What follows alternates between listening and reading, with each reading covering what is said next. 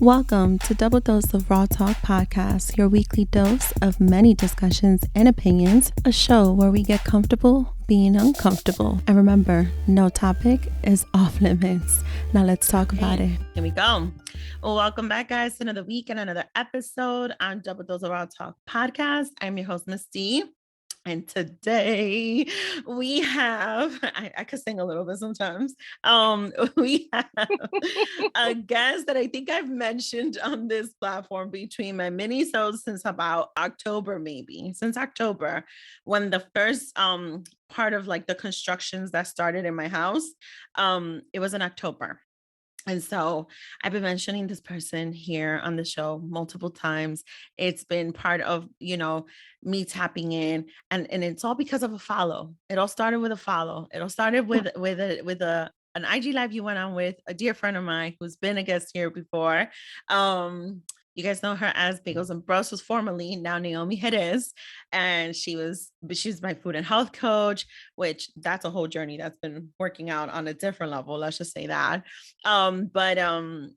I have now another guest, and I'm super excited because it's funny. It was in the episode with Naomi, the second time I had her on the show, that I said, I think I need to work with you. And I meant that.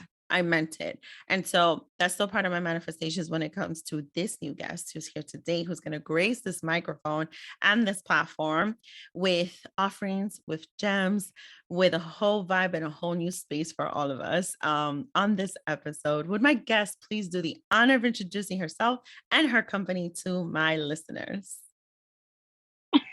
Wow, you rolled out the red carpet. That's right.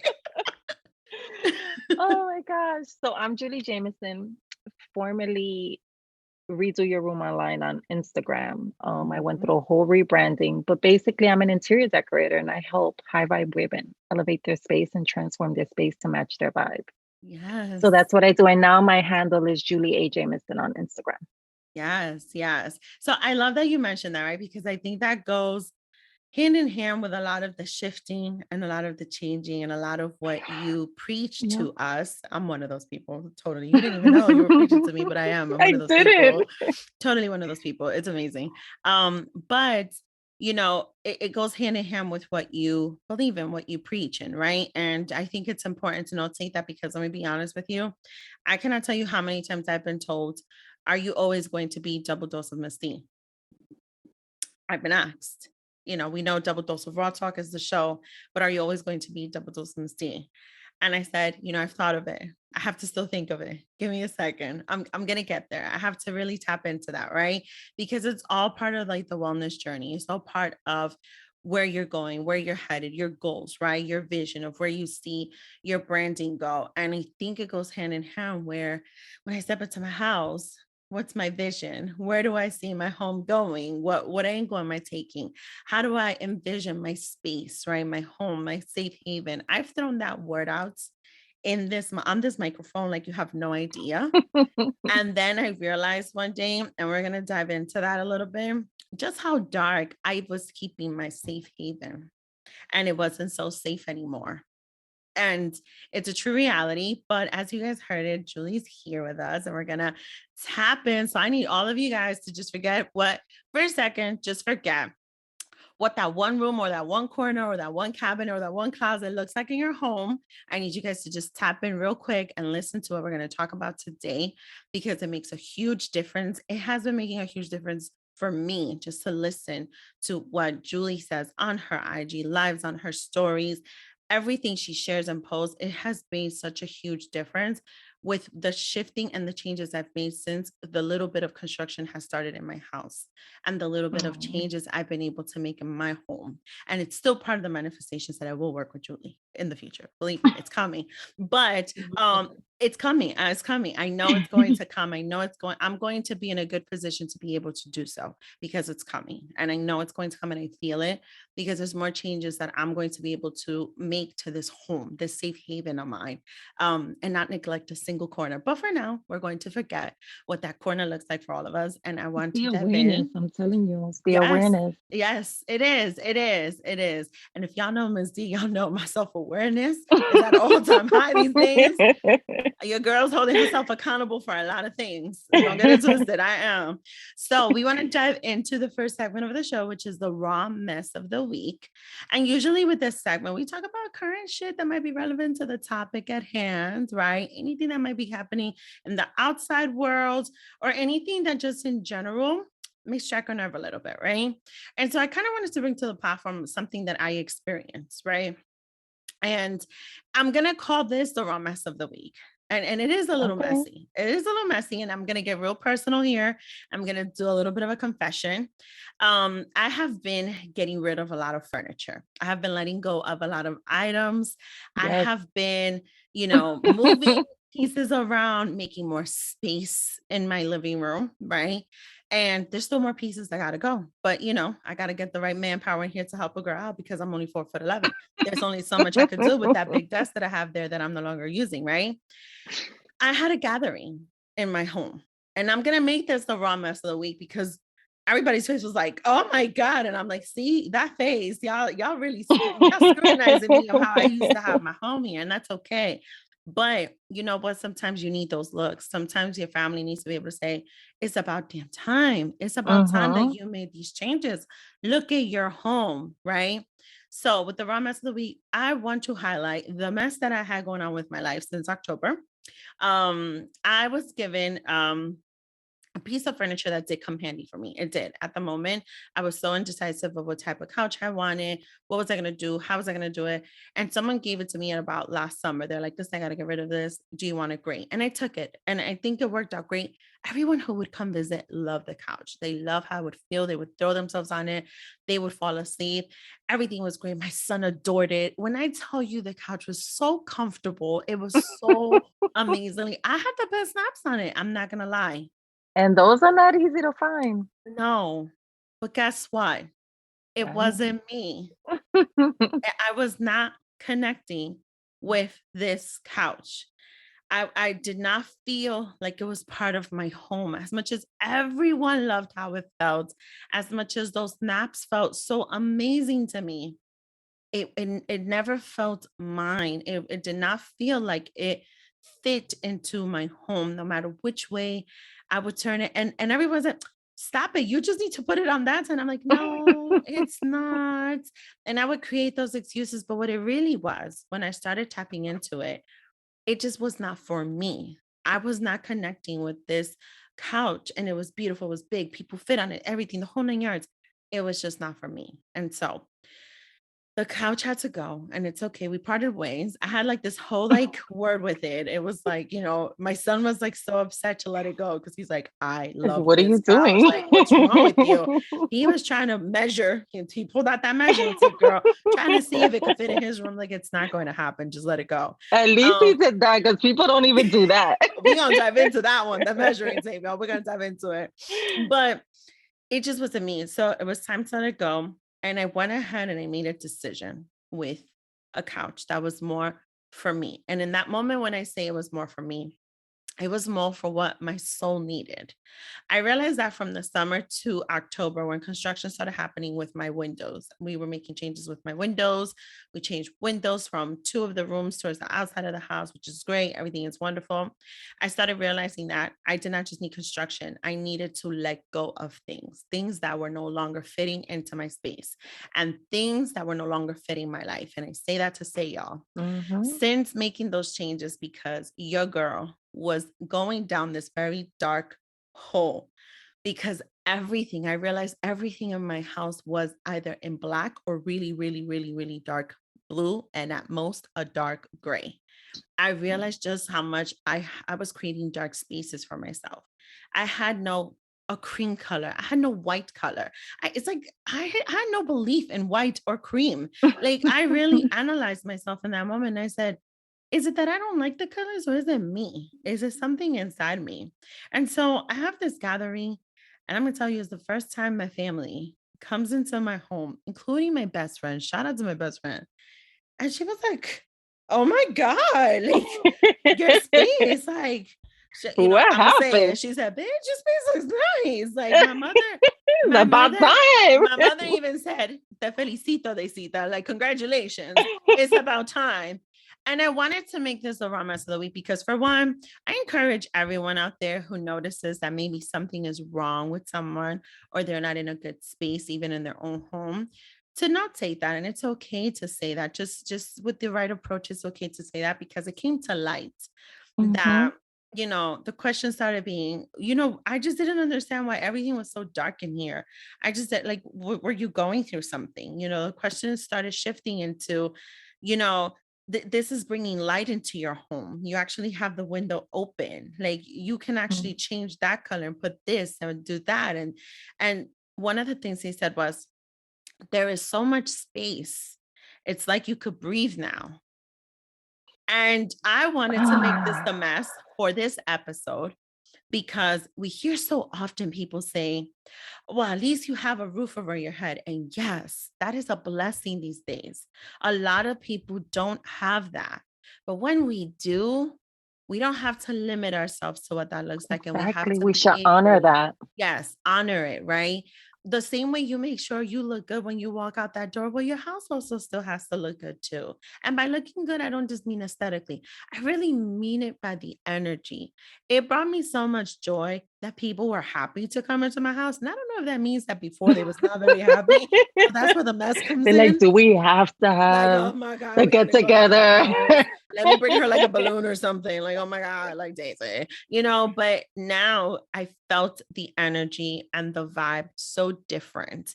And I wanted to dive into that and really start, addressing that here, Julie, and get you on this conversation of the raw mess of the week of what difference it makes when someone starts to shift their space based on their energy and their vibe. You want to hit us off with that a little bit, and we're going to dive right into that. Listen, like, where do I start? We have to really start looking at spaces way in a deeper way instead of how we normally think we should look at them, which is at a surface level, right? At a surface level of like, this is a beautiful space. Oh my God, it's gorgeous. But is it who you are? Do you connect to it? It's almost like when you see a guy in the street, right? You're like, oh, he's fine. Okay, but what else he has to offer? Like, is he just cute? Or like, can I have a conversation with him? Can I go on a date with him? What if I have drinks with him? Is it gonna be boring? Is it just the face that I'm gonna admire and nothing else? If it's nothing deeper than that, then on to the next. Like, I need to be able to connect to you. I need to be able to have similarities with you. I need to be able to just feel you at a vibrational level where we are really in sync, right? And that's how our environment should be. We should feel so connected to it. We should be in love with every single item that is in our space because it should be intentional. When we're decorating, it should be like this almost like a relationship. Like, what are you offering? What are you offering me, right? And what am I offering you? Because at the end of the day, I always say our spaces should always serve us. And then we should tend to our spaces in return. Because if you're not tending to your space at the current moment, but you're over here trying to manifest something better, the universe is looking at you like, you can't even take care of your 1-bedroom apartment and you want me to give you a house? Like, come on. Like, what are you telling me here? How is it that you're wishing and you're praying for something better, but you can't even appreciate what you have at the moment? And yes, sometimes we look at spaces. This is very common. When we look at spaces, we think, oh, well, I'm only going to be here for a year. Tu pa qué? What does it matter? And it matters because within those 1 or 2 years, you can be going through, I don't know, a new job. Maybe you have a baby, maybe you get engaged, maybe you're in a relationship, maybe you end the relationship, maybe you lose your job, maybe so many different things that can happen within a year or two. But how is your space going to support you during that transition? Right? Because if it can't support you during that transition, then it's not serving you. And if it's not serving you, then how are you able to create anything in your space? How is it able to support you? Because we have to really stop looking at spaces of like, oh, I'm just coming here to lay my head. That's it. I go to work for 10, 12 hours, whatever your shift is. If you do overtime, I come home, I sleep, I get up in the morning. Okay. Are you giving your bedroom the attention that it needs at the very least? Right, Are right, you going with a mattress that actually you can have a good night's sleep in? right. Because our sleep determines how the rest of our day is going to go. Yes. And when we Yes. open our eyes, what are we looking at? Mm-hmm. When we touch our feet on the floor, do we enjoy the rug that it's touching? Mm-hmm. If you're not into rugs, is the floor at the very, very least, at least supporting you in that way, where this is how you're going to start your day off? This is the first thing that you're touching when you get out of bed. Like, we Mm-hmm. have to really start looking at things so much deeper when it comes to our spaces. Mm-hmm. The comforter that you have, Mm-hmm. how does it make you feel? Yes. Do you feel itchy? Do you feel opulent? Do you feel regal? Do you feel like super supported? How do you feel in your Mm-hmm. bed? Mm-hmm. Like, really think about that. Mm-hmm. And when we start thinking about our spaces like that, it's like, wait a second, I need to give my space some goddamn attention here. Yes. Because no wonder I don't feel good. And when we don't feel good, it's so hard to elevate. It's It's true. so hard. We could be doing all the affirmations, reading all the books, listening to all the podcasts, watching all the YouTube videos, Googling till your eyes are bloodshot. Right? Like, you could be doing all the things, staging, everything, Mm-hmm. Mm-hmm. therapy, all of it. Mm-hmm. But if you're spending time in a space that you're not connected to and that is not serving you whatsoever, it is going to be so much harder to keep that vibration high. It's true. It's very true. Because you come in, like, you can probably say, you come into your space, you're like, oh my God, this dark furniture. And you could have just finished meditating. And Yeah. you're like, you open your eyes and you're like, oh Lord. Mm-hmm. Let me tell you, the couch I have now, it is not by no means the size of the other couch, which, by the way, I did not use the measuring tape when I took that couch. I'm going to admit that. This is going to be the raw mess of the week. I'm going to admit it. Is This is a one of full the confession, most guys. common decorating mistakes. Y'all get so caught up in the look and you don't dissect. And I didn't, right? But in the little couch that I have, and it's just the one couch because I'm being intentional with the decision of the next piece that's coming. Because I didn't want to make it just, oh, the sets, just because. No, it can be another different couch. It could be it doesn't have to be just the set, just because it's how they're selling it. I was so adamant about that. Yes. And So that's a common adamant. mistake that people make. They think that you have to buy the entire set in the showroom. No, you don't need the No, bed, the nightstand, the dresser, the armoire. No, you don't need the entire you set. don't. Absolutely. And I've learned that. I've learned that through Julie, right? I have. But so one of the things I find myself sometimes taking naps on my sofa. And you know what? It's a beautiful thing to take naps on a cream, very bright color. It's a bright cream. I call it the bright cream, right? Because when the light touches, it's bright. And two pillows that say home sweet home. And I actually like leaning my head on those two pillows because I do feel like it's home sweet home. I feel that way. I really feel like this is my home. I feel warm. I feel safe again. I feel like it's welcoming. I You're feel forming a that way. relationship with your space now, whereas Yes. before it wasn't. No. And I've been in this new house for 10 years. Shout out to my parents on that. 10 years. I grew up in my hood. Oh They my they they made their gosh. investment. Shout out to my parents for that. But for 10 years here, I did not take the time to really discover how I make this one my home. Like it's mine. Like how do I do it? And I never discovered it until now. Until now And that I that's really put in the work. and that's something that happens a lot with our generation. It's Yes. because our parents were immigrants. They came here. They didn't know the language. The last thing on their mind was, let me decorate my home. They're just happy to have a goddamn place to live at. So it's at Yes. the bottom of their list. To them, it wasn't important. To them, they were just surviving. Mm-hmm. But we're different, Mm-hmm. right? We are educated. We have money. We speak the language. We have so much more privilege than they did.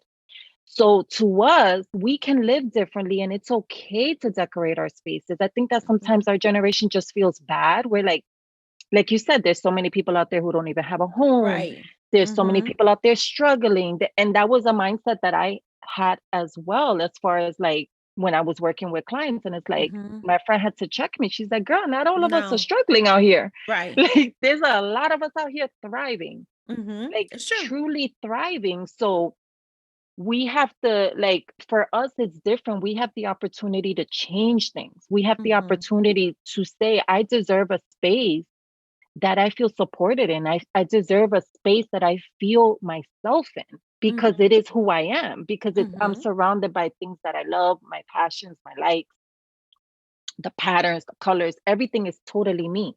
It's basically an extension of who I am. I can do that. I have the option to do that. Right. And it's okay to choose to do that. There's nothing wrong with it, because at the end of the day, it's part of our wellness. Our environment is part of wellness. It's not just your health.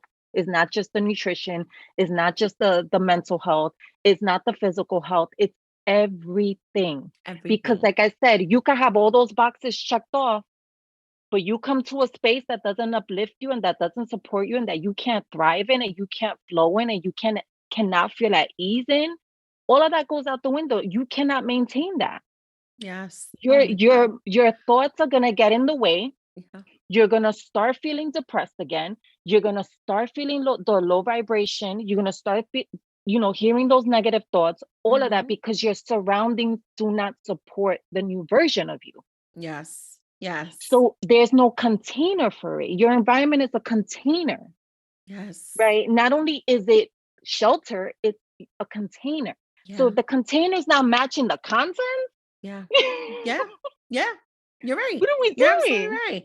You're trying to recycle. You're trying to put the contents into a container and it's not matching. It's not matching. The mathing is not matching. The matching is not matching. The ratio is not equal. It's not working. None of it. It's not working. Yeah. No matter how much we try and make it make sense, it's just not making sense at all. It doesn't make sense. You cannot put a round shape into a square. Like, you can't. And a lot of us are so fixated and like, no, I'm gonna just, it was handed down from this person. I got it at the garage. I got it from the sidewalk. I don't know. You know how we be sometimes. We just be like trying to think. We're like, some of us just be watching too much goddamn HGTV. Which I do not. I refuse. After a while, I was like, no, I'm changing this channel. I cannot do this anymore. Because I'm gonna also say, I don't even know if that, the one item that they're showing is really meant for me. Their intent and what their purpose is on their end is completely different from what my shopping intent and purpose is, right? And so after a while, I also had to turn away from that. I'll give you a perfect example about another thing. A lot of people, one of the things you said is depressed again. And I appreciate you saying that, because that's exactly what I felt was happening to me. I was going down that path of feeling depressed again, feeling unhappy, not feeling completely fully happy. And what's crazy is, and I've been very transparent on this recently, I still go through my shit. I still have things going on, right? People, life keeps lifing, and people are adulting, and that's what it is. But despite all of that, and with all of that, and going through every single day, I still wake up feeling a great energy because of how my bed feels. I still wake up seeing brightness because my desk chair is right next to it, and it's white and it's gold, and it just gives me this brightness when I wake up. It's no longer just this black dark chair with a black dark desk. I don't feel that anymore. What I have on my desk surrounding this space is with purpose, is intentional. I have a little frame right here that says good vibes. I have the pin, let's not go too far, from the robe with Vecina Couture investor. Like, I keep it right here with the abundance sleeve, and there's a second one in the wallet. Like, there's just so much I keep here with a purpose. There's things that I keep on this desk with a purpose, and that's how I'm starting to shift it too, right? One of the things you also said, you cannot fit a circle, a round item into a rectangle, right? You can't do that, right? You cannot just force things to fit. At some point you have to, like Julie said, listen, I'm dating. If it's not going to make sense, it's not going to make sense, right? I'm also not going to prejudge based on my poor decisions in the last 10 years in my environment, right? So I'm not going to we've all made mistakes. Ain't nobody perfect. I'm not gonna do that, but I also need to be very aware, so self-aware to what those red flags are. And that applies to everything in your life. Like they're there. You're just choosing not to see it. You're choosing to just turn a blind eye because, well, that's what I have and that's what I'm going to work with. No, you don't have to. You can make the changes you need to make it feel like home for yourself, right? Even to the point of dating, right? I even went through a phase where I was like, I don't want any man coming into this home. I don't. It just doesn't feel like a space I want anyone to step into. Something was holding me back from that. And so now that I have a different space, I'm like, okay, well, you and I have been talking for some time. Maybe I can invite you over. Maybe you can see what this space is like, right? Maybe you can feel this energy too. And then you can decide if this is something you want to continue with, right? Because I would hope to be able to determine that based on someone else's environment, someone else's home, right? And see what vibe I'm getting from them. And I love that you brought that up, right? Because that has a lot to do. People throw out there and say, I date with the intention of marriage. Great. So do I. We say so do I, but I also date with the intention of filling out that vibe because I need to know even before I get to that marriage, what is the vibe in what I'm stepping into literally. I need that to. Intuition ain't wrong. It's like I said before, it's you gotta, it's almost like you have to see how the vibes are, right? And stop looking at the cuteness, stop looking at his physique, stop looking at whatever it is that's making you blind. You know what I'm saying? Because some people would just like literally hypnotize you with their looks. It's like, Jesus, God made you like, oh when how? Jesus. Okay, Julie, focus. And it's like, okay, what's deeper? Let's excavate what's going on here, like to really see if this is a match, because it's like at the end, I mean, come on, the looks ain't gonna last. Yeah. We're all gonna age, we're all gonna get old, all of our teeth are gonna fall off, we're all gonna be shitting on ourselves on our diapers. So it's like, is this sustainable past the physical? Is what I'm trying to say.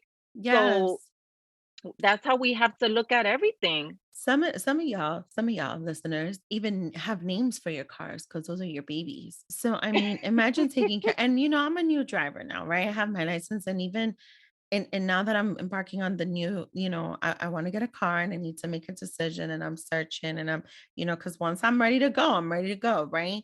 But even that, I want that car to be me. And the way you're gonna treat that car, the way I want to treat that car is like it's my baby. Like this is also my safe haven when I'm driving, where I'm going. That car is going to hold every piece of music and all my lyrical abilities in it at all volumes and at all tones. And so that's a safe haven for me, right? And so even that decision process makes a difference, right? And sometimes a little bit comical to me, right? When you have people who like, now that's my baby, I take care of her, I wash her every single weekend. Your house is like a whole mess. Like it's like, what are we doing? And so it's not just a priority. It's a priority thing. Exactly. Like it's equal. It's not, I could, because you're my car and people see it, I'm gonna take care of you. But I don't let people in my house. So to your point, I barely sleep there. I just go in there to sleep and that's it. No, it's all part of you. It's not for what you're doing for everyone else. It's all part of you. That everyone else comes naturally, but this is for you. This is for your decision for you, and what that environment looks like for you. Whether you're driving, whether you're sleeping, where you rest up your head, is the same thing at your office. Your office space is a difference when you're going to work. If you work from home, that office space makes a difference. But when you're going to work, you want a certain energy to come into that office, into that space, right?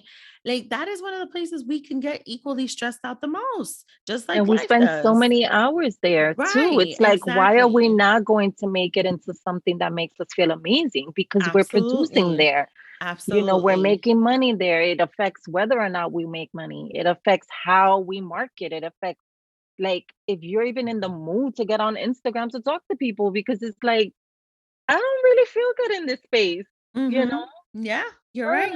And then your motivation goes down, and next thing you know, you're not making money, and then people feel the energy too. Yeah, even though it's through a screen, you can feel somebody's energy through a screen. And the tone, everything. And that's why I make it a thing. Like, if I'm not feeling good, I will fall off the face of Instagram. I'm like, I'm not even gonna try to put my energy out there because I'm not having a good day. But that's why it's so important for our environment to be something that we actually want to spend time in, because Yes. it affects our mood, it affects our mental health, it affects so many things. Like a lot of us are out here trying to like manifest babies, but your bedroom looks like shit.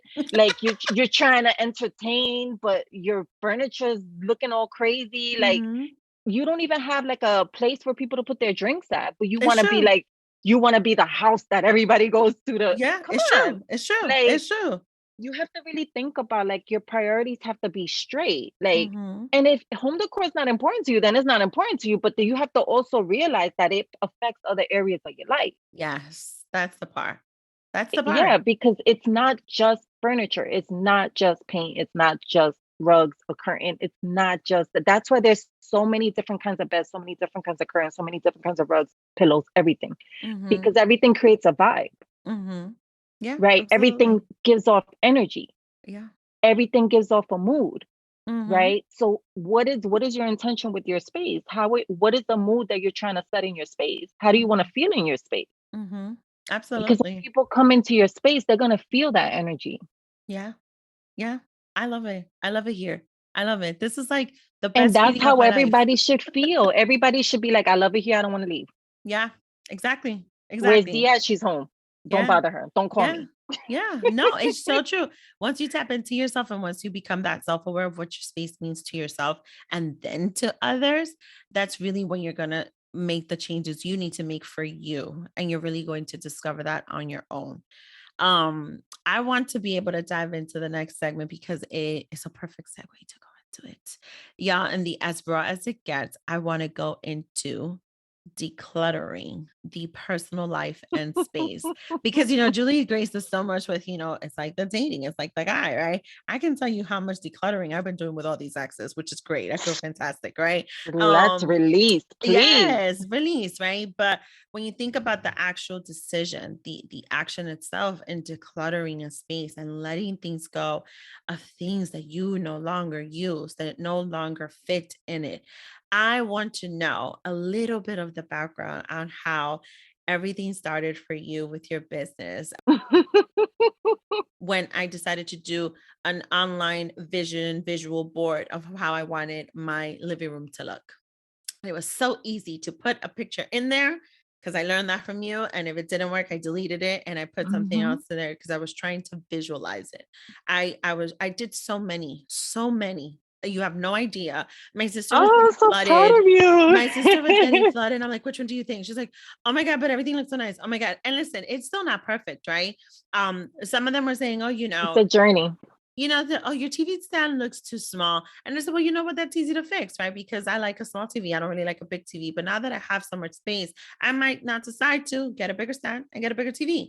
But I wasn't going to get there. I wasn't going to embark on that decision and in that journey until I was able to visualize everything else. It's not a loss for me. I could either repurpose this TV, I could repurpose the stand, or I could sell it, or I could give it to someone. Whatever I feel like in the mood in that moment, I can make that decision. But the first step was for me to make those changes, for me to Mhm. visualize something, to shift into that world. For me, I this time I measured and I knew the measurements were fine as far as like distance and space and all that good stuff, right? But I needed to take those first steps before I could make any long-term decisions, right?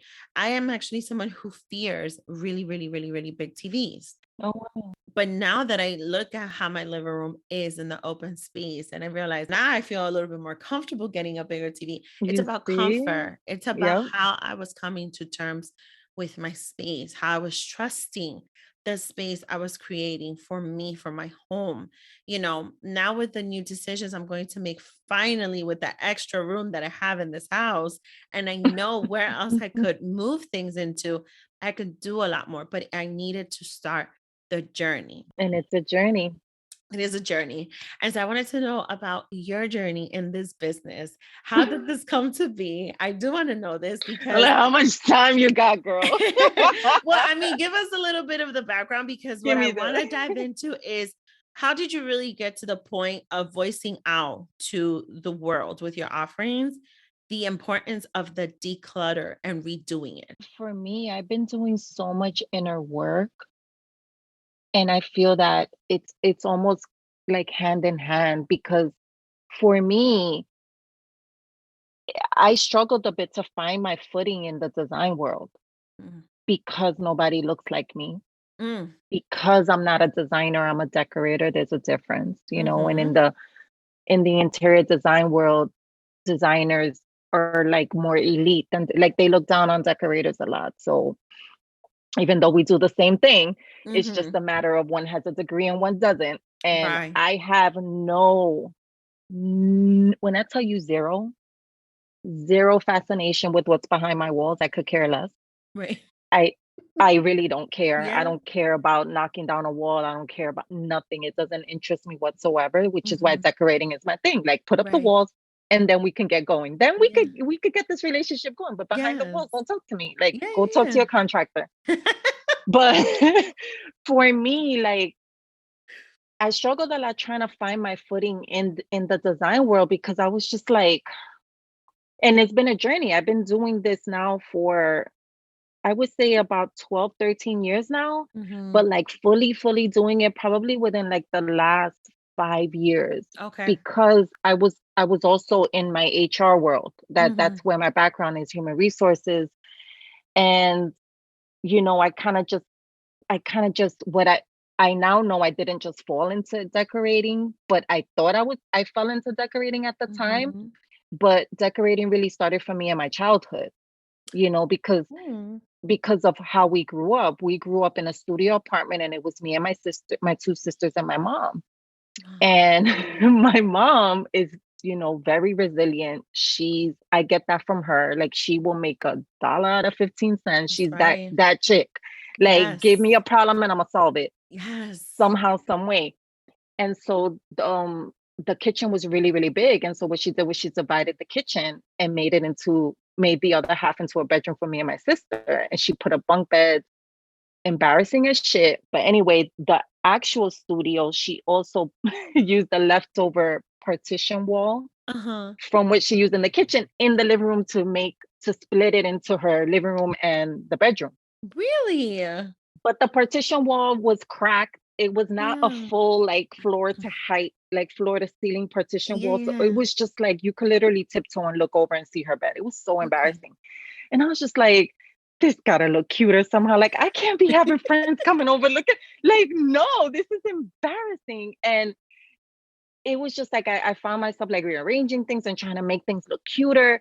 And I'm also starting to remember a lot of my childhood, because it was so traumatic that a lot of it I have forgotten as of like a way to cope with the trauma. Right. So like now that I'm getting older, I'm starting to remember a lot of the things that I couldn't remember before. Like my little sister literally be like, Julie, remember that? And I'm like, I have no clue what you're talking about. She's like, you were there. I was like, no, I was not.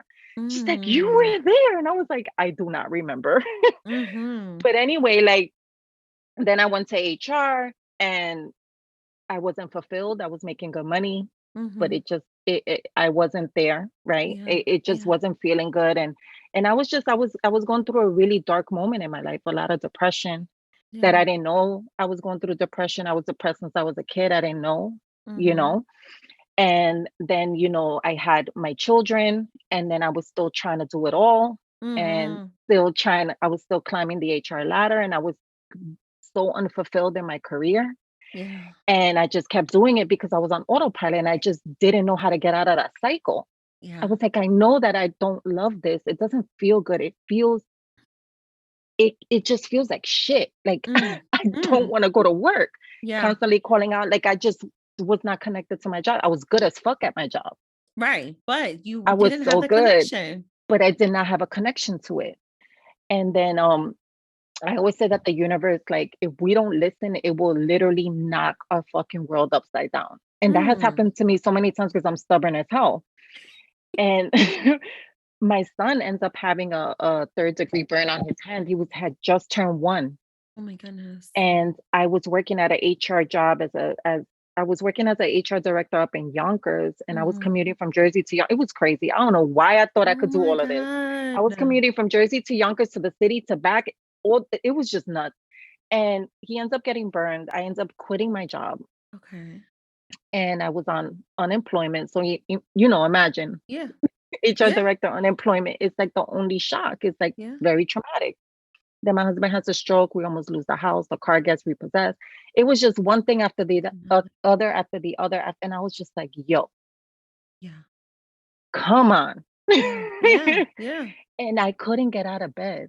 I was so depressed that I could not get out of bed. And I remember like the only thing that I found joy in was watching HGTV. That was the only thing, because it almost became like a game. Like I was like, I know what they're gonna do. Yeah. Like, you know, in the beginning, they're like, the family's like, oh, but this face just doesn't feel good. Da, da, da, da, da. And I'm just like, I know what he's gonna tell them. I know what he's gonna tell them. And and it almost became like a game. Like I'd be there with my, you know, like a soap opera, like a telenovela. And I'm like, I know what's gonna happen. And then, so it became fun for me. And I was like, ooh, I kind of like this. And why does this feel easy? And why does this feel like second nature to me? Like, I'm not even thinking about it. It's just like, I already know what's going to happen. Yeah. And I bought myself a sewing machine. I made curtains from the house because it was a new construction when we moved in here like 15 years ago. I started painting every room, and I started to like feel really, I didn't know back then that it was meditation for me. Wow. Because I literally lost track of time. Like I remember my Aunt Trisha called me one day. She's like, are you going to pick up your kids? And I was like, what time is it? She's like, girl, it's like 3:00. I'm like, oh shit, God. I'm getting in the car now. I literally lost track of time, like painting. Because it was just so relaxing for me. It was such a complete opposite of human resources, which is so legal and black and white and boring and dry and just like, ugh. To this like creativity. And when I was younger, I used to enjoy drawing, and I didn't even remember I used to enjoy drawing until I got older. Of the attachment to that trauma, I started to get connected to the things that I loved when I was little. Amazing. You know, music, dance, singing. I was very artsy, and I forgot I was artsy. You know, because I was just forced to grow up so fast because I had my first child very young. And so, you know, I was that responsible one who, you know, had to make sure, you know, now you have a kid you got to take care of. And it's like fun. Ain't nobody having fun. You got to raise a kid here. Yeah. So it's like you're going through these traumatic events that are really numbing you, is what I'm starting to learn now, where I wasn't feeling. I was just living, but I wasn't living. I was like literally floating on top of my body all these years, and just kind of like almost like an airplane. Yeah. You know, and then when I started dabbing back into the arts and the creativity and the home decorating, like, girl, I just felt so alive.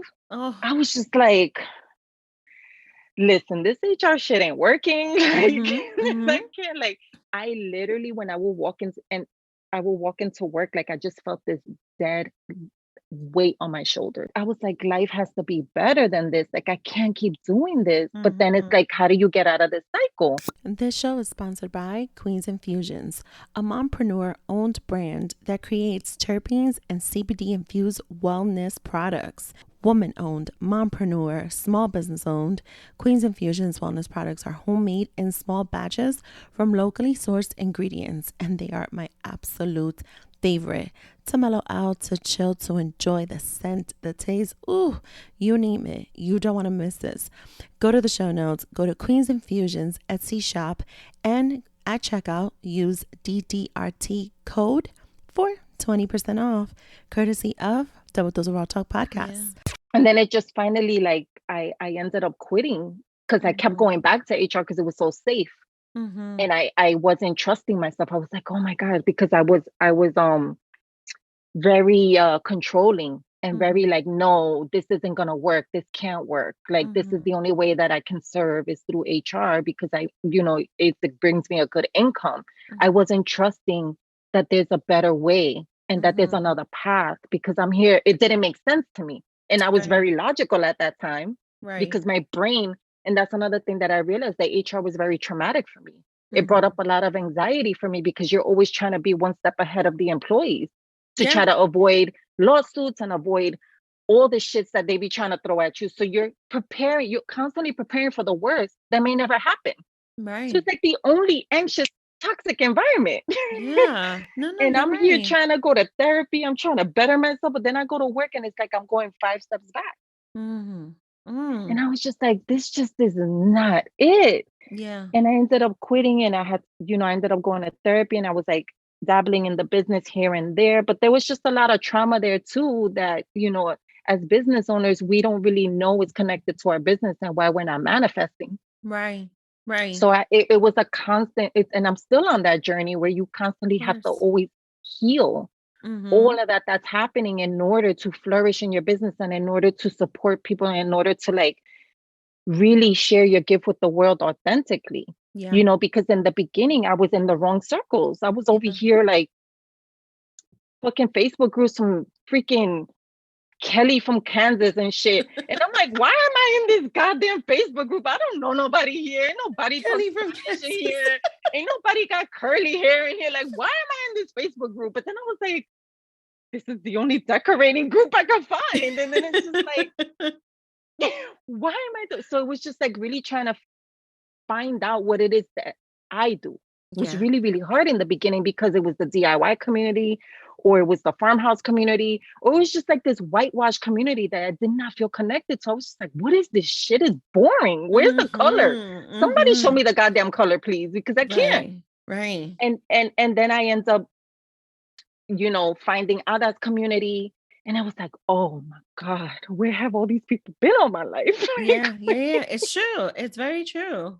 And I feel like a culmination of all of that is just like you find a community that you connect to and that you're like you relate to them Mm-hmm. because they are you. Mm-hmm. And then all of a sudden, like all these things start coming out that you didn't even really know were there. And you're just, Yeah. It's been a full circle for you, even yeah, so it's been, naturally. Yeah. yeah. So it's almost like it evolved as I was healing, Yeah. right? Yeah. Like Yes. my space Yes. impacted my mental health. My space got me out of depression. My space got me out of bed. My Mm-hmm. space gave me a purpose. Mm-hmm. You know Mm-hmm. what I'm saying? So I'm like, I can't be the only one. Yeah. Yeah. And then why is it that our community doesn't think we deserve this? We are the ones who deserve it the most. That's the part. That's the part. It's The we don't. Black and brown people, minority, I don't even like to use that word. We deserve a safe space, a sanctuary the most Mm-hmm. because we're dealing with so much heavy shit. Mm-hmm. We're, Mm-hmm. we're filled with trauma. We're filled with depression. We're filled with anxiety. We're filled with all this mental health, Yeah. all these issues that a lot of us don't even know we have. Mm-hmm. Childhood, so many things. And it's Mm-hmm. like, we're the ones who deserve a safe space the most. Yes. Yes. One of the things that just came to my mind that you mentioned, right, about our parents, right, beginning from them, immigrants, what their approach was to a safe space was you get all dark furniture so it could last you long enough because that's what was safe, right? Because we're here to hustle and bustle, we're here to work, right? But we got to make a living. We have to keep this roof over our head, 4 kids, 2 adults in a 2-bedroom apartment. Um, when you said bunk beds, girl, there was bunk beds on one side, bunk beds on the other side. And you know what? My parents know I thank them for everything and how they made it work, right? But I realized even then, like my mom would try with a splash of shower curtains or a splash of this to put a little color, but it was always the safe angle. It was, your fridge was white, your stove was white, and your dining room, your sofas, and all the other furniture in the room was either that really, really, really, really, really dark brown or black. That's how it was. That was your safest route to go. So it can last you. So you don't get it dirty, right? Because once you get it dirty, oh my God, right? Like, because it's just so many of us here. Or And the then plastic that the covers it. plastic covers, right? That's the other thing. That's your safety net, right? The Yeah. plastic is covering it. Everything is fine. It's gonna last us for 20 something years. This couch set is gonna last us for 20 something years, and so we're fine. This is our home. That was their definition of safe, and it never occurred to me if my mom was ever truly happy with what she had there to be connected with. Looking back on a lot, you mentioned one of the things, the back-to-back things was your husband suffered a stroke. My mom ended up suffering a stroke, right? It's so easy to be on the day-to-day life, hustling and bustling and doing so much, and then boom, life hits you, right? Yep. But when you think about it, it has so much to do with your environment. It has so much to do with what's in your space. And clutter is something that I feel can really sink us into back to the childhood traumas, into the depression again. I feel like the clutter really makes us feel sometimes even suffocated, like we can't even You do, breathe. it blocks it like clutter literally is the death of manifestation. Yes. Yes. You cannot create or invite anything new into your space if there's no space for it. Mm, It's mm-hmm, impossible. Like I mm-hmm, was telling Naomi I was like, you're literally telling the blessings, stop at the door. There's no room for you here because I'm just gonna chill with all this paper over here and these shoes mm-hmm, I don't wear and these jeans mm-hmm, I haven't worn in 10 years and all this. I don't even know what's in the drawers mm-hmm, because this is safe for me. It's comfortable. I'm used to it. I'm gonna stay here mm-hmm, instead of getting rid of all of this because it's mm-hmm, already served me. It no longer serves me. I'm in mm-hmm, a new chapter in my life. I need mm-hmm, to get rid of all this dead weight in mm-hmm, order to bring in the blessings. But if you cannot make space for it, mm-hmm. where is it going to go? Yes. Yes. Absolutely right. You're literally saying, nah, go next door, go to my neighbor. I'm okay Listen, here. my I'm okay neighbors. over here. Go to the next family and go give them the blessing. At That's this what you're point, saying. blessings in this house don't know which door to knock on. At this point, they're like, yeah, y'all all rejected me. There's clutter everywhere. And I'm gonna say it because if I go back to the points that you brought out, we live in a multifamily home surrounded by family. We all grew up once upon a time in a 2-bedroom, 4 kids, 2 adults. Now it's a 4-family home, 4 kids, 2 adults, and our extended families, right? But those habits have continued. Those Yep. habits are those habits that, which is why I've been here 10 years and I haven't been able to allow myself in making that space or being so self-aware that I needed Yep. to. Yep, because I will say that too. With my mom, she was so tired. I remember that the dining room, the supposedly dining room table was Mm-hmm. almost like the catch-all for the mail. And I remember Mm, growing up that I it feel was seen. it always had mad mail on it. I And feel I'm so like, seen. yo, like what is this big ass table doing here just to catch mail? And I caught myself doing the same thing in my house. I was like, wait a Mm-hmm. second. Oh, no, no, no, no, No, no, no. no. Everybody to the goddamn table and clean this shit off. Like we eat Mm-hmm. here. Mm-hmm. Mm-hmm. Like, so you have to like be, like you said, aware of the Mm-hmm. patterns of Mm-hmm. because it's what we saw growing up. So for us, what you see, you're Mm-hmm. comfortable with. Mm-hmm. It's your environment. It's how Mm-hmm. you grew up. And so it's second nature to you to move the same way your parents moved. Mm-hmm. Absolutely. But because we're now trying to do better, we have Yes. the awareness, Yes. we can do different. Yes. No, we can. And you know what? Read me for it. Complete. You have the green line right now to read me for it, for filth, for decorative filth too. I mean, you're making this look good right now because it's needed. It's needed. And one of the things I've committed to, and I actually added one to the assignments on a weekly basis here, and I learned it from an event I attended on Saturday, y'all. So one of the things I do is I decided now, garbage bags wise, I buy the biggest ones, right? And the reason why, I mean, it's a family of 2 here. We don't really have that much garbage, right? But the reason why I do that is because I know that there's things that no longer serve me that I cannot donate. So we need to throw them out. And I know there are things, a bunch that we can donate. So we need to fill up that bag and let it go. And so that has been our journey for quite some time now. Let me tell you, my son literally has a walk-in closet that he's never been able to use as a little walk-in closet. It's time. It's time. Like we need to It's get rid of this stuff and time. it's time. I was It's so time. ashamed and I looked at him and I said, I am so sorry that all my strategy was let's just put it in the closet and deal with it later. Mm-hmm. And I've Mm-hmm. dealt with this. I apologize to myself for having done that to my closet. That in my little 4411 height, I can literally walk into my closet if I wanted to, but I can't because it's been so cluttered in there. There's no point in even trying to do so because my strategy was I'll take care of it later. I'll deal with it later. And I just pushed it in. And so the assignments have been for us every single week. What clothes is it? Can it be donated? It goes in this bag. Can it not be donated? Well, it has to go here.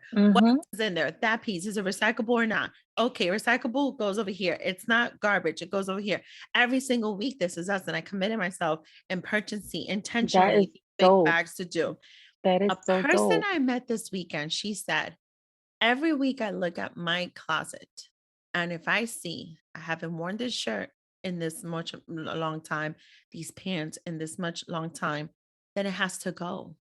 Why am And I you're still giving it holding to on to somebody this? who can actually make use of it. And it's like for you, it no longer serves you. For someone else, it's a gift. Right. And that has really, I said, you know what? I need to spend more time with my clothes, because what I do for my clothes now is, let me tell you, there's bags of clothes everywhere, but they're all folded, they're all washed, right? And then I just put them right into the drawer. But am I really paying attention to that clothes? Am I really looking at it? Am I really saying, I'm constantly washing you, but am I wearing you? Am I wearing you? Yo, the things that we do, I'm telling you, What because we do. clutter usually, no, clutter Clutter. literally is chaos. Yes. Yes. Clutter is chaos. Yes. Yeah. If imagínate, like I listen, time is precious for me. Mm-hmm. I don't want to spend time looking for shit. Be like, I know I put my keys here. Why are they not here? Where did I put my keys? There's these my favorite socks. Where are they? I know they belong. Where, like, I Mm-hmm. can't. Like, I just Mm-hmm. want to be able to come into my space, know where things are, grab them easily, and keep it pushing. Yes. Our space should provide ease for us, not Mm-hmm. chaos. And when we hold on to clutter, it's chaotic. Yes, absolutely. It It is. takes up unnecessary space. We don't even know where to turn. We don't know where to go. I don't know where to say, well, can I breathe this You way? can't Like, turn. I can't. I can't turn. I can't. You can't turn, you can't sit, you can't do I have to nothing. speak to the items and say, excuse me, like, because I have nowhere Yes. to pass. Be like, That's how who's in bad it can control get. here? Is it you or is it Yes. me? Like, Yes. no, Yes. it's me. So you gotta go. And Yes. and I get it. Like people are attached to things for certain reasons. Maybe it's a memory it evokes for you. It's you're attached to the timeline, you're attached to the person, you are attached to whatever it is that you're attached to, but you have to think of it like I'm a different person now. I am. Yes. I'm We not are. I'm not who I was before. Mm-hmm. And it's like, as we age or as we get older, some of us, we lose weight, we gain weight, our clothes no longer fit us. Why are we still holding on to things that don't fit? Mm-hmm. Mm-hmm. We're a new version of ourselves. Sometimes we're Mm-hmm. shedding layers, sometimes we're filling ourselves with love and all the Mm-hmm. good vibes. And Mm-hmm. so, we eat too many chips when we're watching TV, but Yeah, that's yeah, okay. but that's okay. But It everything makes you else also happy. has to shift with you, right? It's what makes Exactly. you happy. Everything has to shift with you, and our environment is supposed to evolve with us. Mm-hmm. Mm-hmm. It's supposed to evolve with us. It's not supposed to stay stagnant. It's not supposed to, like, you're not supposed to grow in your space, not grow with you, because Right. then it's not serving you anymore. It's not providing ease for you because you can no longer function in your space. Right. And it's, you know what else puts into perspective for me? You think about, a lot of people look at the riches that people have, right? And oh my God, they have this mansion and it's beautiful, and they have this pool, and they have this and that and the third and blah, blah, blah. And yes, that may be beautiful. And yes, that's gorgeous. And you know what? If that person is truly happy, then great. I'm happy for them that in their big home, they are truly happy. But sometimes I wonder if, in fact, did you decorate that, or was it your interior decorating designer person who put their likes to it? I sometimes wonder, how much at home do you truly feel in those big mansions? You hear stories. I don't want to make this a sad moment, but I'm going to point him out because he's someone who, it stays with me, and he was not from my time, but Kurt Cobain, he's the one that, Yeah. it just was not enough, and he was unhappy, and he left on his own from this world, right? Because Mhm. it didn't matter the money, it didn't matter the fame, none of that mattered to him. He just wasn't happy. And when you're just not happy, it doesn't matter all the riches that you have, right? It has to be your safety, it has to be your safe haven, it has to be your home, your love, your environment, your energy, your positivity. All of that has to do, So whether I am connected. rich or not, whether I am famous or not. At the end of the day, we're all Exactly. human, and we bleed red. We all have those internal emotions and those thoughts that we have to cope with and deal with.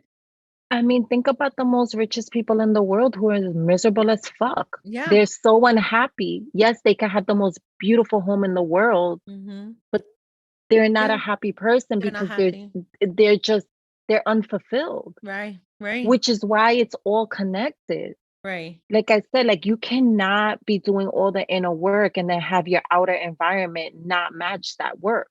Mm-hmm. Mm-hmm. But the same goes, like if you have a beautiful environment and you're not doing the inner work, again, the vibration is not matching. It's not Right. aligned. Right. So It's it's like true. you have to have both happening in order for you to feel happiness. Absolutely. Absolutely. Oh, I love that you said that. I do, because I don't think people get it. And I do think sometimes like um they're open to the idea of it, right? But there's a little bit of hesitation.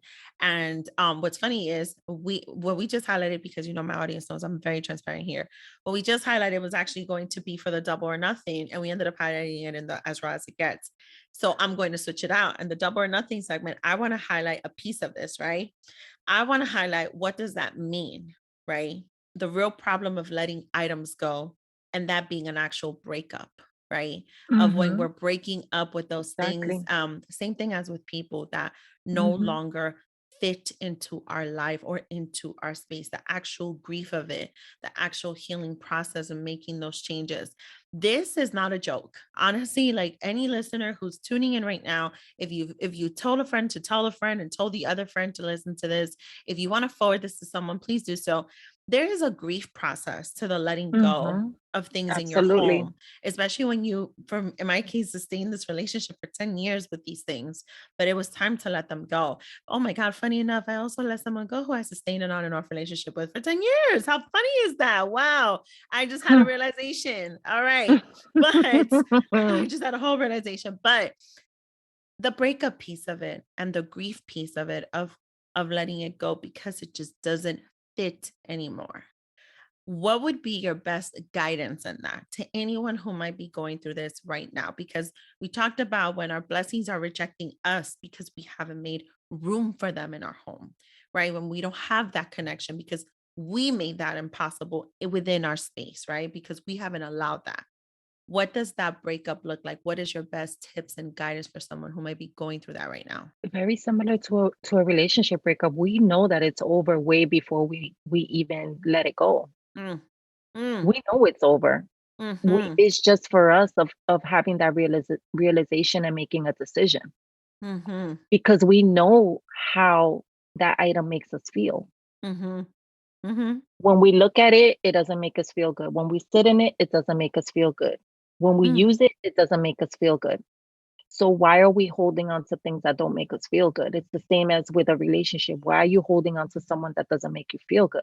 absolutely. You have to really Absolutely. tap in and ask yourself that question. What is it? What is it that you're afraid of? It's almost like if your friend was in a toxic relationship, what would you tell her? I You mean, know, yeah, so why are you not doing that for yourself? yeah. And sometimes you have to really think about it, like, is it a worthiness thing? Is it Oh, a deserving thing? mm, Is this not important to me because I'm not making the connection of what it means to have things that no longer serve me, that I have outgrown? Why am I holding on to something that I have outgrown? Like, sit and think about that shit. Journal about it. oh, my journal.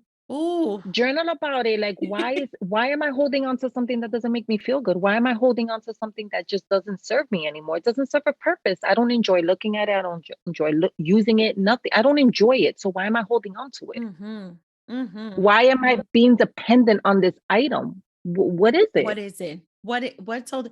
Oh, What's the Julie. underlying issue?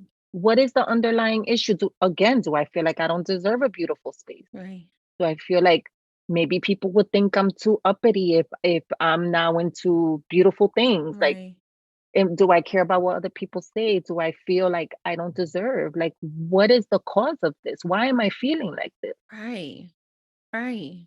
You know what you just reminded me of? And this is gonna sound so, I don't know. Listen, whoever didn't like the movie Tough Shit. Did you ever watch Think Like a Man, the movie? Yes. Okay. Do you remember when he didn't want to let go of the couch, when she wanted to change the environment? This just reminded me of that, Yep. because you said, what's holding you back?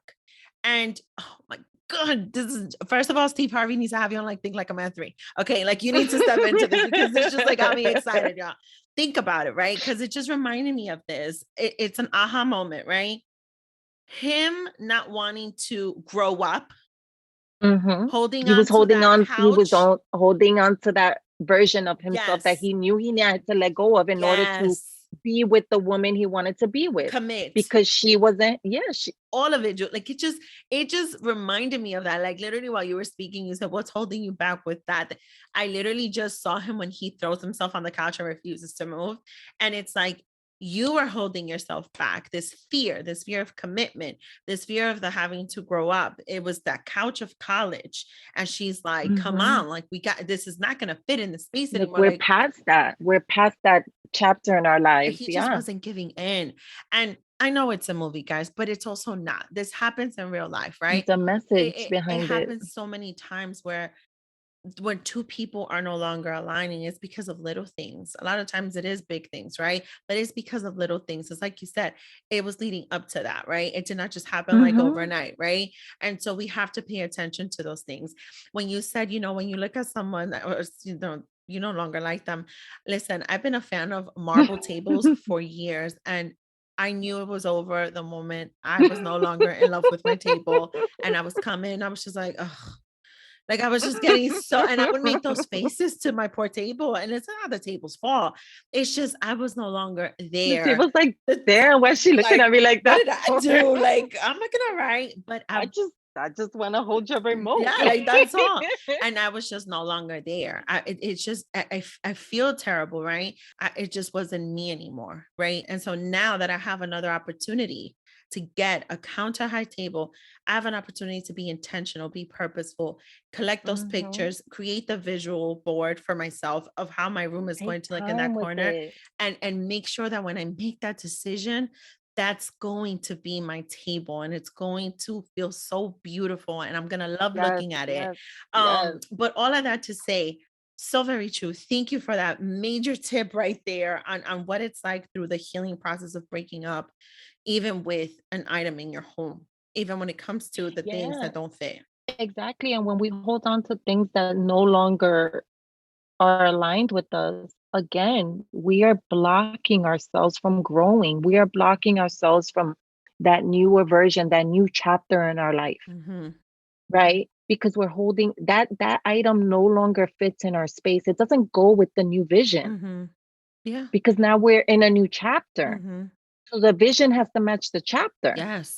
Yes. And the items in the vision need to match the chapter. And if they don't, then what are you doing? Yeah. Again, you're blocking the blessing. And we also have to learn to forgive ourselves. I say this a lot. We have to learn to forgive ourselves for not giving our space the attention that it deserves. Yeah. Because I think that also stops us a lot in the journey of decorating. It's like you're so like, you feel so bad. You're like, damn, I just put all this crap in here. I just closed the door. I give it no attention. And it's just like, it's like you don't even want to open the door because you don't even want to look at it again because you're just like, oh God, it's just drains you. You're just like, I don't want to do this. But it's like, forgive yourself. It's all right. Like we all make mistakes, and then just tackle it, because focus on the end result. Focus on how you're going to feel once it's already done and completed. Anybody would think Julie's been in this house and saw that room. She has not. But everything she just said, it's like she has a camera in here, knows exactly what happens when I enter my home. You know exactly. And one more note, because if there's anything we do on this platform here on the show, we keep it all the way raw. Okay. And I have no problem being very transparent. That extra room is actually the first door to your left-hand side as soon as you enter my house. And now it makes me wonder even more if the clutter I have in that room, no matter how much I manifest so many things, if I have made it a point that I'm not allowing those blessings to enter, if I'm not allowing all of that the greater energy to continue to enter the way it needs to, because it just put into perspective for me. Y'all just getting a whole explanation here. You enter my house and it's on the left-hand side is the door that's right there. And that's where all the cluttering is. That's where it's become the storage space. Energy flows. Energy has to flow. And what happens with energy when it becomes stagnant? It ain't flowing, girl. It ain't going nowhere. Nobody's elevating. It's not good. No, nobody's elevating. But in order for positive energy has to flow. Yeah. And again, when we have things in our space that don't serve us, when it's literally taking up space in our space, visual people, right? We're all visual. It's almost like you're filling your room with water, right? Mm. But if you got so much shit in your room, there's only so much water that can go inside. Mm. Think of water like energy. Think of water like manifestations, blessings, right? Mm-hmm. Mm-hmm. How am I going to allow this liquid gold Mm. to enter my room if I have it filled with a bunch of shit? Yes. It's not going to go in. It may squeeze through the corner and through the cracks, but it's squeezing in. You're only getting a taste of it. Yeah. When you can have an overflow of liquid gold. Yes.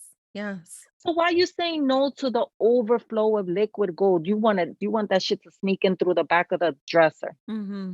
Mm-hmm. to overflow into the drawer. Mm-hmm. Why? When you could just remove the goddamn dresser from the room and your fucking room will be filled with liquid gold. Absolutely. Absolutely. Why are we Ooh, rejecting that? child.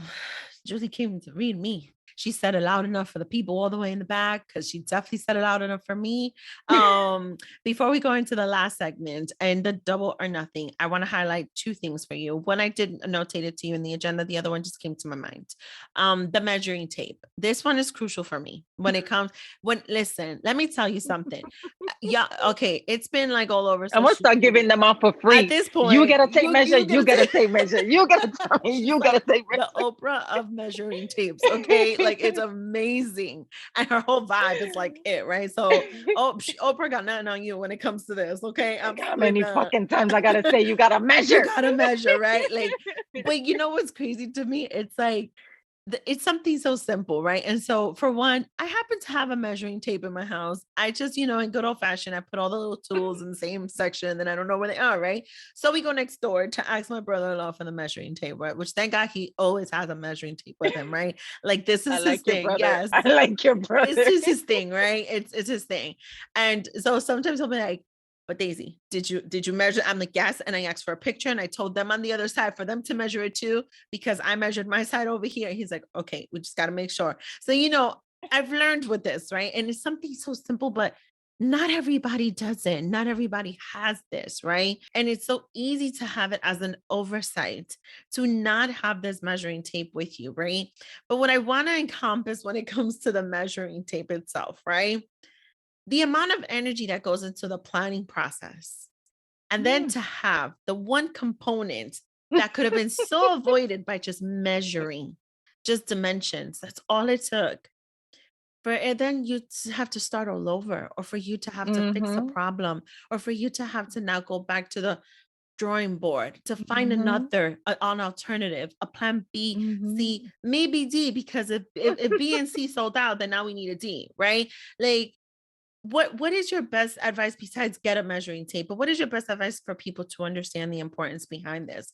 Because I don't think people understand that. I think they get so fixated on the aesthetic and they don't realize everything else. Listen, this is why when you go online and you look for a sofa, you are overwhelmed because there's so many different styles, so many different colors, so many different sizes. I'm gonna say one more time, so many different sizes.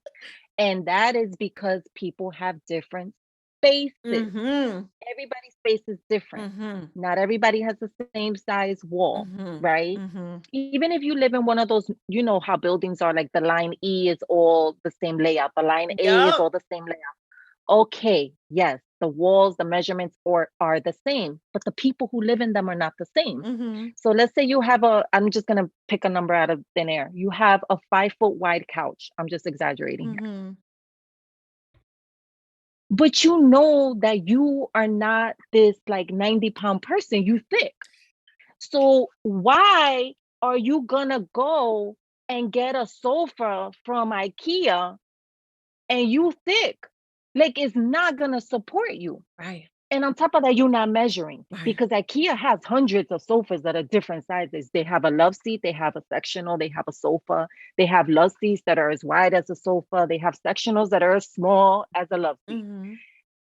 They do this intentionally because people have different spaces, and the furniture is supposed to fit the space. Yes. Yes. And you have to think about that. You have to think about also when you're in these furniture stores, these showrooms, there's no real walls up. Right.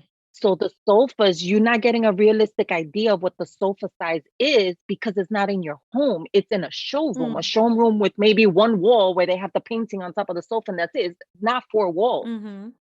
So it looks different in the store. And then when you bring it into your house, you're like, wait a second, this shit don't fit.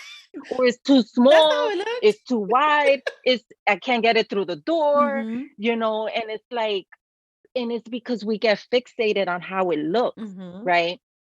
But when you measure, you already know. It's like you're making your life so much easier because you're now eliminating the unnecessary. Now you're focusing on only what will fit in your space. Now you're like, wait a second, this wall is only 100 inches wide. I can't get anything that's, let's say, bigger than 75 inches if I want side table, right?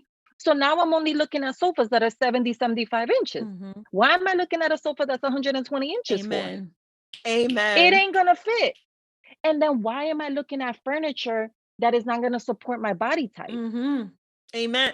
Just because I want to skimp on my decor. I want to be cheapy choppy with my sofa, but I want to step out the house with a fucking Gucci belt. It doesn't make sense. Absolutely. Why is your belt more expensive than your sofa? Explain it to me. I'm sitting and I'm waiting. Explain. Are you sitting? Because it doesn't make didn't the seat go down? Exactly. Like I'm over here with a wood plank in my goddamn sofa because it's like I'm sitting so much and it can't support my weight, and so it's denting. And it's a real thing. It's such a real It's thing, a and it's real okay thing, and if I'm that's just like, the reality. why? It's I'm okay. just like, all you had to do was get a tape measure. And we have to really understand that it's okay to take your time with your space. It doesn't have to be rushed. Like, I think sometimes people get so excited of like, I don't know if it's social media, I don't know what it is. It's like you want to present this thing to your friends and to your family for everybody to see it. And oh my God, for I don't know the likes, I don't know what it is, but it's just like, take your time with your space. Take your time to find the perfect sofa. Take your time to measure. Take your time to plan. Take your time to actually have a solid foundation before you go out there and start shopping. Absolutely. You're absolutely right. You know what's funny? I do think social media does have a lot to do with it. I don't want to pin it on social media, but I do think it does. And I'm going to tell you why. Because I am one that her eyes, as big as they are, they pop out even more. They're glistening when I see something that looks so beautiful. But only this year in the decision-making process of a sofa, of a couch, right? Did I have to sit there and say, but is that going to look right in my house? The way that this is being presented here on social media, I don't have everything that's in this picture in my home. So it has to fit to me, to what I want to be in my home, the energy, the vibe, the colors, right? The other question I did want to ask, and this is just a quick tip for anybody who is transitioning from going from really, really dark colors, dark spaces, shifting into embracing and accepting color into the environment, right? Into their space. But they hesitate a little bit to go full throttle with it. So what is one small tip, or maybe 2 or 3, that you can give someone, like just like in they're making the transition, baby stepping into welcoming color into their space? What would be those suggestions for you? Even if it was just one of them, just throw it out there as one gem.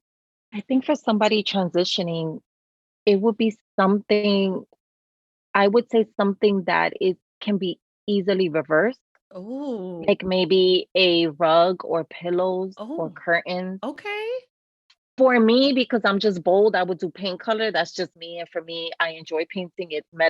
I get into a meditative state when I paint. Yeah. But to other people, I know they're not like that. So paint color is one if you're down with paint. But to do it in something that you can easily reverse, I like right? that. And then be okay with taking chances. Okay. Because again, like, your space should be a reflection of you. If you are a very colorful person, if you are someone who's very vibrant, or you're just someone who color makes you feel alive, then why are you not having it in your space? Y'all, she just And read just take a me. chance. Yeah, I'm telling you, like, just take a chance. What's the worst that can happen? You have to return it. Yes, it's a hassle to return things. I'm always saying, make sure I'm always preaching, like, make sure before you buy but sometimes when you're like transitioning into color, I think it's important to just have fun. Yes. just have fun with the process. And you're already taking the step to do the visual board, Mm-hmm. right? To do the digital board, the vision board of like, okay, and then just sit and feel with how it makes you feel. Mm-hmm. Like, what are the vibes that come off the screen when you add the color in there, right? Mm-hmm. Mm-hmm. Okay. And then just take a chance and go with it. Okay. Take it, just go Like with it. I like it that. doesn't have, it really doesn't have. I think sometimes we make it so much harder than what it Yeah. really is. Yeah, we do. Totally. You know I'm what in I'm my saying? head. Like Yeah. yeah, we get in our head and we're just, it's almost like when you're painting your nails, even though you know you just get what is that called? Nail polish remover, which is simpler, Mm-hmm. but it's almost the same concept. Mm-hmm. Like it's like, okay, hmm, Mm-hmm. let me go with something different today. Maybe I want to go like a neon yellow because I Mm-hmm. don't know, I just feel Leo-ish today. Mm-hmm. Try that with your space. Like maybe, and not, I mean, neon, if neon is your thing, go ahead. It's your Mm-hmm. space. You know what Mm-hmm. I'm saying? If you're the one who has to live there, you're gonna feel 100% comfortable with it. But it's okay to take chances with color. Yeah. Yeah. It really is, especially if color really makes you feel fucking Yeah. amazing. Then why are you not bringing that into your space? Let me tell you something, Julie. Just Julie, go for yes. it. Julie, as a person, I am a very vibrant person. I am, right? Once you get to know me, I am. But it took a lot of deep digging and tapping in and realizing a lot of it was a safety net issue and not a real feeling safe haven or this is my environment, this is my home. So why I wasn't being so vibrant, even with my emotions and my inner self in my home, right? Or even when I dress up, if you know me, I like to wear the color black, right? I do. And Yeah, I do too. I I love love it, black. but I have welcomed a lot more color. I have, right? This was also another journey I embarked on because I wanted to be able to do. I still have my moments where I wear all black, right? But one of the things, and I'm so happy you brought it up, is if I'm gonna have color, then I do embark on that journey with my nails because I didn't have to just make it constantly the solid burgundy or the solid, neutral. I do embark on it with my nails. You'll see me with a pink, you'll see me with a red, you see me with the Hmm. brighter colors. Um, I do a little bit more of that when it comes to my lipstick, my makeup. You'll see me with the pop of red. You see me with that because I do feel like deep down inside, I am that vibrant person and I should be able to channel that person And equally with everything else. that's why you're feeling drawn. Yes. That's why you're feeling drawn to the colorful spaces Yes. because it's like your intuition, your body's like, oh, I like this, you Yes. know? Exactly. So it's like follow that. Yes. It's telling you that for a reason, Yes. Exactly. right? And like I said before, it's the worst that can happen. You pick something you don't like, okay, then you undo it. Yeah. You undo it. That's it. And you try again. Yeah. If it doesn't fit, guys, you undo it, you redo it. Um, Before we go into the last segment of the overdose, I want you to do me a favor and just highlight a little bit more as to what you do offer with your business and your program that you have right now. Because with the overdose, we're definitely gonna release a little bit more. But please just line a little bit of what your business offers and your foundation of design program. Yeah, so I I started this foundation of design program because like we were talking about, people not doing the planning work that is so necessary when it comes to decorating, right? Mm-hmm. The measuring, the laying out the furniture, the coming up with the vision that you have for your space, clearing the energy blocks in your space, you know, how to mix colors, how to match colors, and then like because we want to jump to the shopping, we want to jump to the fun part, Mm-hmm. to the exciting part, right? But we're not putting in the work Mm-hmm. to Mm-hmm. create a foundation that is actually going to be solid and is going to help to support your space. Mm-hmm. And so I get asked often, like, oh, like little decor questions of like, what color should I paint my walls? Or what is my design style? I'm like, my first thing is, okay, how do you want to feel in your space? Mm-hmm. What is the mood you want to set for your space? How do you want to use your space? How do you want your space to serve you? Because these are all the foundation questions that you have to get answered before you start even shopping. Mm-hmm. And so many people are making these mistakes where they're jumping the gun, they're jumping to Z. And what happened to the rest of the alphabet? You haven't even crossed those off yet, but you over there jumping to Z. Mm-hmm. And it's like, and then you wonder why your space does not feel good, why it feels off, why you're not Mm-hmm. connected to it, why no matter how many changes you make, Mm-hmm. it doesn't feel good. Mm-hmm. And it's because you haven't created a strong foundation. Mm-hmm. And I was like, people need this. Like, they don't even know they need it, but they need it. Yes. Because you cannot create a beautiful space that you're aligned to without having a strong foundation. You can't do it.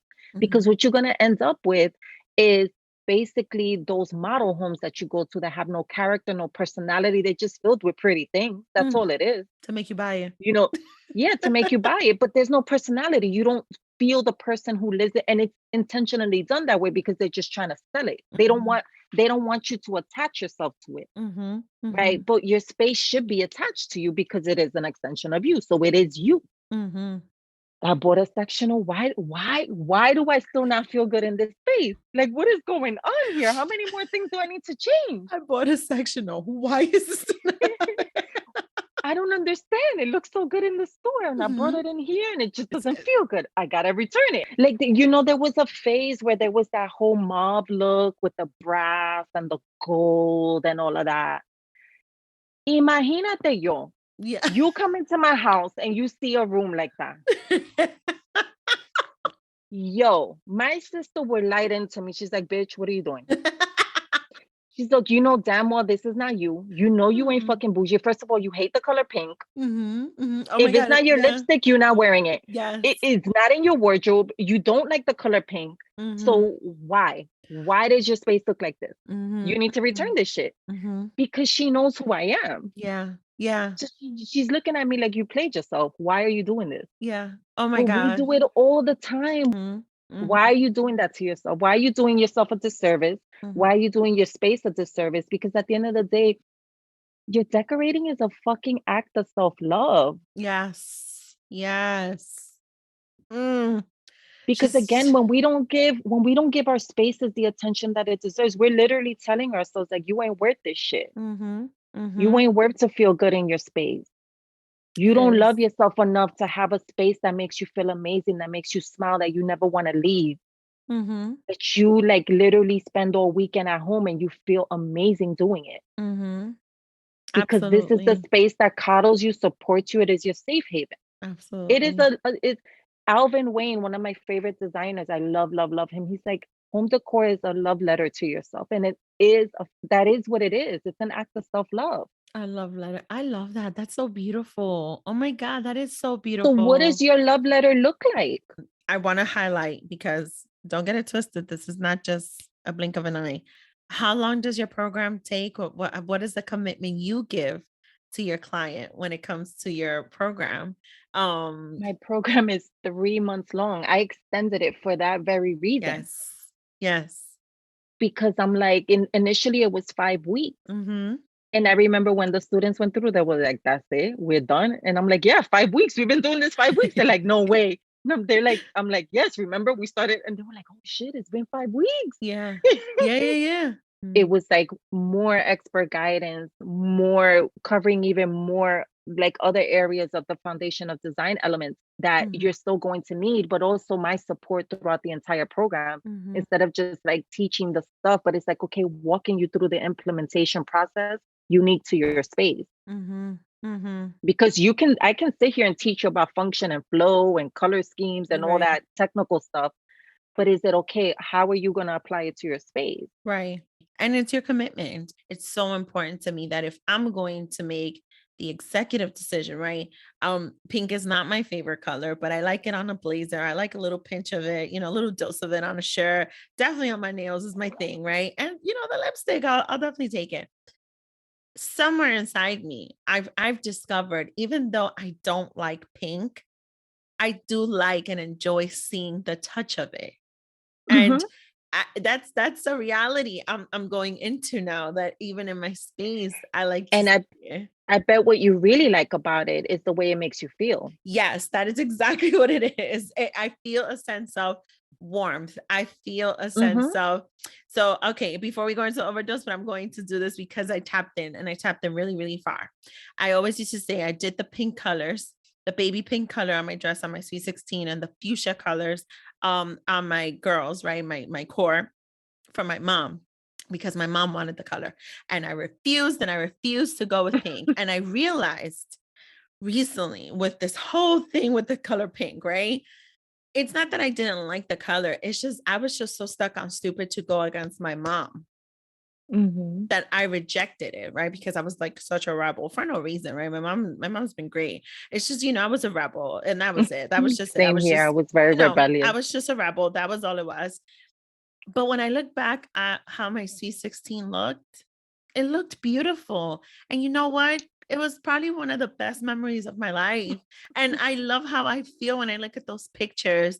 I know I was innocent. I know I was like six. I wasn't so innocent. I was a rebel. But, I know I was young. I know times were different. I didn't have bills. So, of course, I was so happy. Of But, course, we were happy. right? But the truth is, it was one of those most memorable moments of my life. I had my whole family there.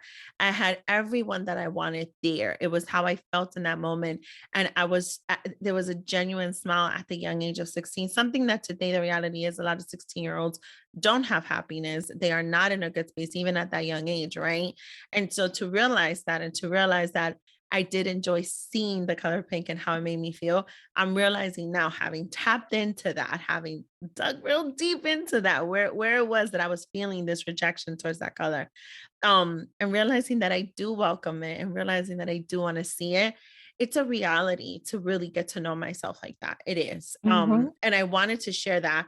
Yeah, I'm confessing here all things. Like, it's crazy right now for me. But I wanted to share that because I wanted to serve the purpose of just how intentional I know you put your work in. For me, decorating is how I heal the world. Yeah.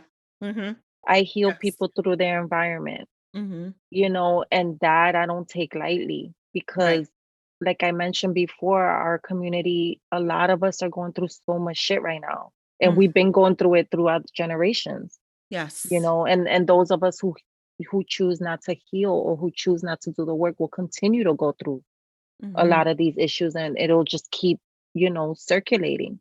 And it's like, it's the reason why I remember in the beginning of my career, like there was, people who were not of color, people who were not Black, who would reach out to me, and I didn't want to work with them because I'm like, you have so many people you could choose from. I want to work with my community because I connect to my community. I understand them. I know what it's like to grow up as a person of color. Yeah. To grow up as a Black person. I know what that feels like. Yeah, it is. And I think it's okay to also, for your own process, because like you said, this is part of your healing and healing the world. And it's part of what your experience is too in your journey. I think it also has to compliment you, right? I think it has to reward you too. And that's fair. I really hope everyone who has tuned into this episode has taken the notes. And if you have more questions or you're interested in the program, you're going to have it in the show notes because that's what I do. And it's the right thing to do to make you guys' life easy. All right. So we're going to go into the last segment, then we're going to wrap up. So in the overdose, it's either we go on a quick rant on something we are overjoyed with or something we are completely over it. And I definitely already came with the spirit of wanting to share something that I was very happy with. But if there's something that you want to go on a rant and just, just be like, I'm over this shit, oh, that's okay too. Or if you want to share something that you're overjoyed with, you can. I'm gonna do both, and I'm gonna tie it to Decor. If you've been following me for a minute, I'm so never been attached to Farmhouse design. So over it, don't even want to talk about it. Moving on. If you don't know what it is, Google it. That's it. I'm not giving it no more energy. One thing that I'm overjoyed with is I am really overjoyed with the fact that we are finally getting our due flowers in the industry. Like I feel like designers and decorators of color, Black designers, Black decorators, like people are finally recognizing that we are a part of the industry.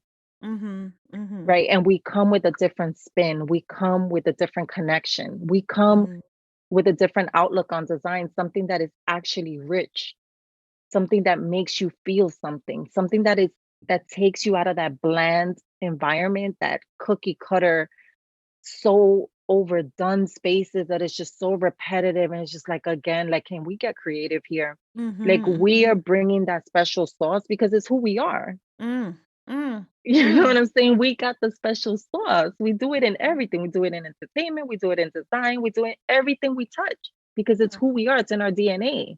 And so finally people are starting to see. I mean, we've always been here.